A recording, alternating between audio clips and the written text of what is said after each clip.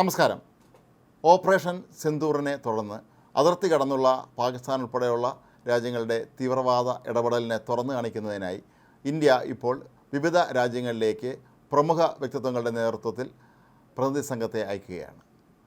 അതാത് രാജ്യങ്ങളിലെത്തി ഇവർ ആ രാജ്യത്തെ പ്രധാനപ്പെട്ട വ്യക്തികളുമായി യഥാർത്ഥത്തിൽ എന്താണ് ഇവിടെ സംഭവിക്കുന്നത് എന്നുള്ളത് സംബന്ധിച്ചും പാകിസ്ഥാനെ പോലുള്ള രാജ്യങ്ങൾ ഇന്ത്യയിൽ നടത്തുന്ന വിധ്വംസക പ്രവർത്തനങ്ങളെക്കുറിച്ചൊക്കെ തന്നെ കൃത്യമായ വിവരം നൽകുന്നതിനായിട്ടാണ് ഈ ഒരു സംഘത്തെ ഇപ്പോൾ അയക്കുന്നത്.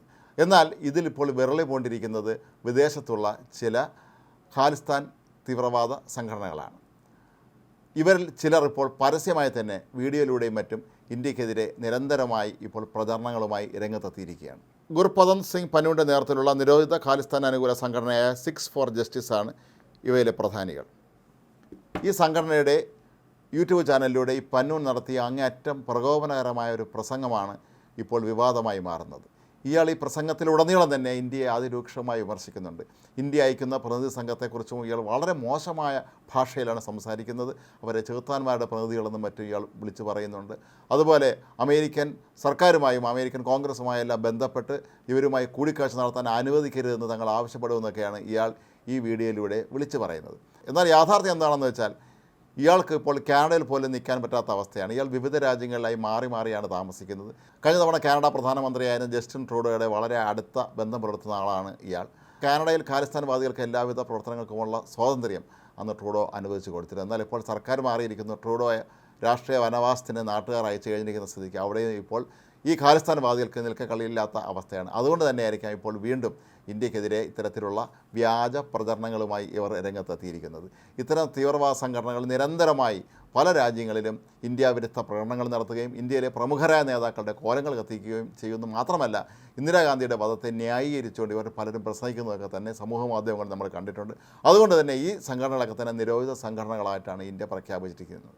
ഈ പന്നൂരിനെ പോലെയുള്ള തീവ്രവാദി നേതാക്കൾ ഇത്തരത്തിൽ നിരന്തരം ബഹളം വെച്ചതുകൊണ്ടൊന്നും ഇന്ത്യയെ ഒരിക്കലും അവർക്ക് ഒന്നും ചെയ്യാൻ കഴിയുകയില്ല എന്നുള്ള വാസ്തവം ലോകത്തെ ബോധ്യപ്പെടുത്താൻ വേണ്ടി തന്നെയാണ് ഇപ്പോൾ ഇന്ത്യ ഒരു വലിയ പ്രതിനിധി സംഘത്തെ അയക്കുന്നത്. അമേരിക്കയിൽ ഡോക്ടർ ശശി തരൂർ എംപിയുടെ നേതൃത്വത്തിലുള്ള വലിയൊരു ഡെലിഗേഷനാണ് അവിടെ എത്തുന്നത്. അവർ അമേരിക്കൻ സർക്കാരിനോട് നടത്തുന്ന സംഭാഷണങ്ങളിലൊക്കെ തന്നെ ഇന്ത്യയിൽ ഇത്തരത്തിലുള്ള തീവ്രവാദ സംഘടനകൾ നടത്തുന്ന പ്രവർത്തനങ്ങളെക്കുറിച്ചൊക്കെ തന്നെ വളരെ വിശദമായ റിപ്പോർട്ട് നൽകാനാണ് സാധ്യത. പാകിസ്ഥാനെ കള്ളക്കേസിൽ കൊടുക്കാൻ ഇന്ത്യ യുദ്ധം സൃഷ്ടിക്കുന്നു എന്നൊക്കെയാണ് ഇപ്പോൾ ഈ പന്നു വിളിച്ചു പറയുന്നത്. ഓപ്പറേഷൻ സിന്ദൂറിൻ്റെ പേരിൽ US ഭരണകൂടം ഇന്ത്യയെ നേരിടണമെന്നും ഇയാൾ ആവശ്യപ്പെടുകയാണ്. പഹൽഗാം ആക്രമണത്തിൽ പാകിസ്ഥാന് പങ്കുണ്ട് എന്നുള്ള ഇന്ത്യയുടെ ആരോപണത്തിന് തെളിവ് എവിടെ എന്നൊക്കെയാണ് ഈ പന്നുവിന് ചോദിക്കുന്നത്. ഇയാളെ സംബന്ധിച്ചിടത്തോളം പരമാവധി പൈസ ഉണ്ടാക്കി ലോകമെമ്പാടും തീവ്രവാദ പ്രവർത്തനം നടത്തുക, ഒരിക്കലും നടപ്പില്ലാത്ത സ്വപ്നമായ ഖാലിസ്ഥാൻ യാഥാർത്ഥ്യമാക്കുക തുടങ്ങിയ കാര്യങ്ങളാണ് ഇയാൾ ഉന്നയിക്കാറുള്ളത്. പക്ഷേ അതൊന്നും തന്നെ വിലപ്പോകില്ല എന്ന് വന്ന ഒരവസ്ഥയിൽ, അതായത് കാനഡയിൽ പോലും ഇനി അങ്ങോട്ട് നിലനിൽക്കാൻ കഴിയില്ല എന്ന അവസ്ഥ എത്തിയ സാഹചര്യത്തിലാണ് ഇയാളിപ്പോൾ ഇന്ത്യക്കെതിരെ ഇത്തരത്തിലുള്ള മോശം വിമർശനങ്ങളുമായി രംഗത്തെത്തിയിരിക്കുന്നത്.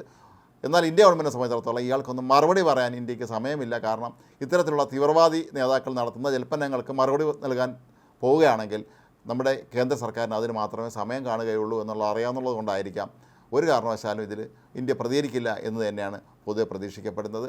ഇയാൾ യൂട്യൂബിലൂടെ ആഹ്വാനം നടത്തിയത് കൊണ്ടൊന്നും തന്നെ അമേരിക്കൻ സർക്കാരിനെ മാറ്റാനൊന്നും കഴിയുകയല്ല. അമേരിക്കൻ സർക്കാരാകട്ടെ ഇന്ത്യയിൽ എന്നല്ല ലോകത്തെവിടെയും നടക്കുന്ന തീവ്രവാദ പ്രവർത്തനങ്ങളെ ഒരു കാരണവശാലും അംഗീകരിക്കുകയില്ല എന്നും അതിനെതിരെ നടത്തുന്ന പ്രവർത്തനങ്ങൾക്കെല്ലാം പിന്തുണ നൽകുമെന്നും പലതവണ പ്രഖ്യാപിച്ചിട്ടുള്ളതാണ്. അതുകൊണ്ട് തന്നെ പന്നുവിൻ്റെ ഈ ഒരു പ്രഖ്യാപനങ്ങളും തന്നെ വിലപ്പോകില്ല എന്ന് തന്നെയാണ് അന്താരാഷ്ട്ര തലത്തിൽ പോലും വിലയിരുത്തപ്പെടുന്നത്.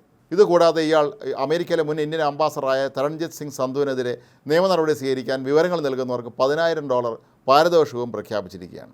ഇതൊക്കെ തന്നെ ചൂണ്ടിക്കാട്ടുന്നത് ഈ പന്നൂനുൾപ്പെടെയുള്ള ഭീകരന്മാരുടെ അരക്ഷിതാവസ്ഥയാണ്. ഭയപ്പെട്ടിരിക്കുന്നവരെല്ലാവരും ഇന്ത്യയുടെ ശക്തി കണ്ട് ഇവരാകെ വരണ്ടിരിക്കുകയാണ്. അതിൻ്റെ ഭാഗമായിട്ട് തന്നെയാണ് ഇപ്പോൾ ഇത്തരത്തിലുള്ള ഈ പ്രഖ്യാപനങ്ങളുമായി ഇവർ രംഗത്തെത്തിയിരിക്കുന്നത് എന്നാണ് പൊതുവെ വിലയിരുത്തപ്പെടുന്നത്.